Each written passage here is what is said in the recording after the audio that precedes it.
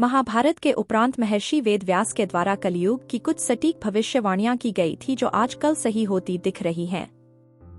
हालांकि ये भविष्यवाणियां 5000 वर्षों पहले की गई थी, लेकिन आज ये सारी भविष्यवाणियां पूरी तरह सच साबित हो रही हैं।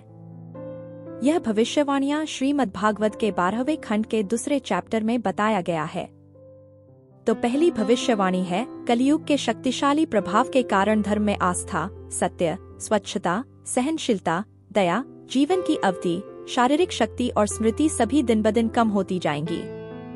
दूसरी भविष्यवाणी, कलियुग में धन को ही मनुष्य के अच्छे जन्म, उचित आचरण और अच्छे गुणों की निशानी माना जाएगा और कानून और न्याय केवल अपनी शक्ति के आधार पर ही लागू किए जाएंगे। तीसरे भविष्यवाणी में सुखदेव ही बताते हैं कि स्त्री पुरुष केवल आकर्षण के कारण ही साथ रहेंगे और व्यापार में सफलता कपटपूर्ण गतिविधियों पर निर्भर करेगी। स्त्रीत्व और पुरुषत्व को कामशास्त्र में उनकी महारत के अनुसार आंका जाएगा और एक पुरुष केवल जनेऊ पहनने से ब्राह्मण के रूप में जाना जाएगा। चौथी भविष्यवाणी, किसी व्यक्ति की आध्यात्मिक स्थिति उसके बाहरी स्वरूप से ही पहचानी जाएगी और उसी आधार पर लोग एक आध्यात्मिक क्रम से दूसरे आध्यात्मिक क्रम में बदलेंगे।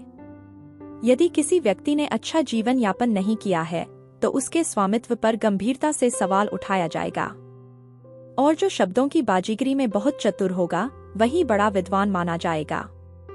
पांचवी भविष्यवाणी, यदि किसी व्यक्ति के पास धन नहीं है तो उसे अशुद्ध माना जाएगा और पाखंड को एक गुण के रूप में स्वीकार किया जाएगा। विवाह केवल मौखिक सहमति से तय किया जाएगा और कोई व्यक्ति स्वयं को जनता के बीच आने के लिए तभी योग्य मानेगा जब उसने केवल स्नान किया हो। छठी भविष्यवाणी, मंदिर को एक दूरस्थ जलाशय माना जाएगा और सुंदरता किसी के केश विन्यास पर निर्भर करती है।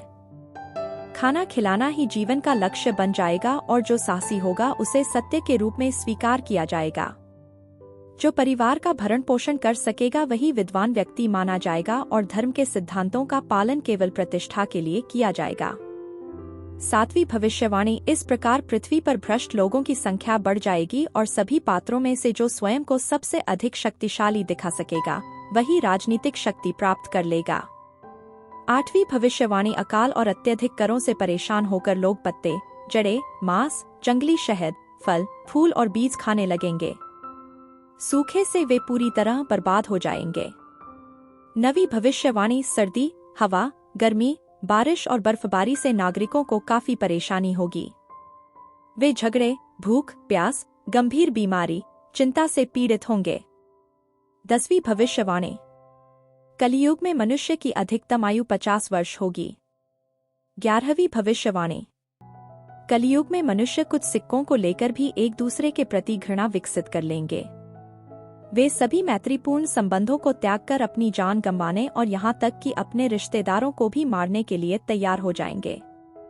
13वीं भविष्यवाणी, असंस्कृत लोग भवन के नाम पर दान देंगे तथा साधुवेश धारण करके तपस्या करके जीविकोपार्जन करेंगे।